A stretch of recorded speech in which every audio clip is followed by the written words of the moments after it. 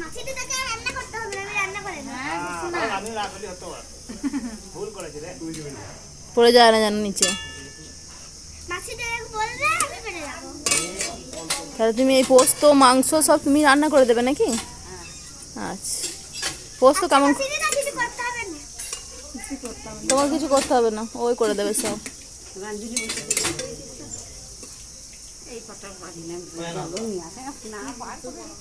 দিদাকে করতে হবে না, আমি করে দেব রান্না। আচ্ছা, মা ওই নিচে কেটে দিয়ে গেছে, এবার আমি রান্না করব। পড়ে যাবে, বেশি নাড়াচাড়া করো না।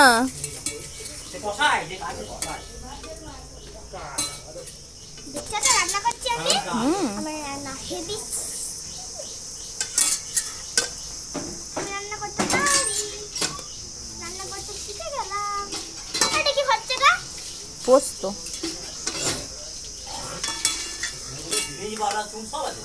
আর কোনো উঠে চলে এসো। না না, সব দামি। এই ভিডিওর প্রথম অংশটা তো তোমরা আগের ভিডিওটায় দেখেছো। আর এই হচ্ছে মাসির বাড়ির বাড়িটা। বাড়ির চারিদিকে প্রচুর গাছপালা আছে, তোমাদেরকে আমি দেখাবো এক সময়। আর এখন ওই যে আমার সামনে দেখলে যে ঝিঙে আর আলু হচ্ছে নাচছে কড়াইয়ে, আর এদিকে পোস্ত বাটা হচ্ছে।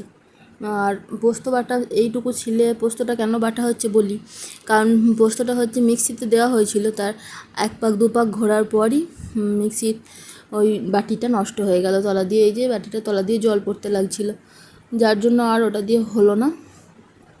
তাই জন্য সেই প্রথম মানে প্রথা যেটা সেটাই বেরোলো, শিলনোড়া, তাতে করেই হলো।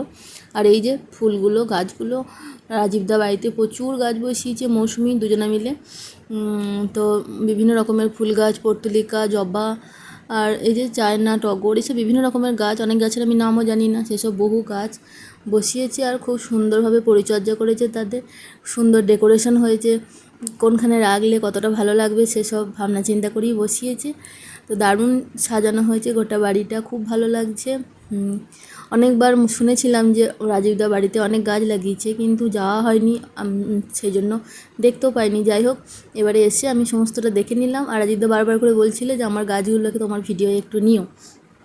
তো যাই হোক, পরের বার যখন যাব তখন রাজীবদার কাছ থেকে মুখোমুখি সাক্ষাৎকার নিয়ে জানাবো যে এই গাছগুলো লাগানোর যে পিছনের ইতিহাস, সেটা তোমাদেরকে অবশ্যই জানাবে। তো চলো, এরপর খাওয়া দাওয়া করে আমরা বাড়ি চলে যাব বিকেলবেলায়, কারণ বাড়িতে পাপি একা আছে, সেই জন্যই আমরা বাড়ি চলে যাব। তো যাই হোক, বেরিয়ে পড়েছি।